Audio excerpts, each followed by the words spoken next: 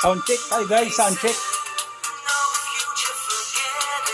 Lagyan natin ng resistance at capacitance ang ating 100 watts na driver unit. Ayan, sinubukan natin.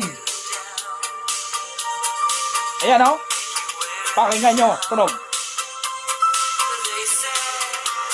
Di ba ang ganda? Katumbas lang yan, capacitance at resistance. Nilagay natin.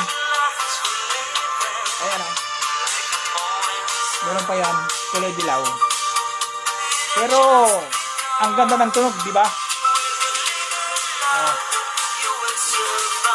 Pang Twitter na. May boses siya, pero humina lang. Sakto. Ayos.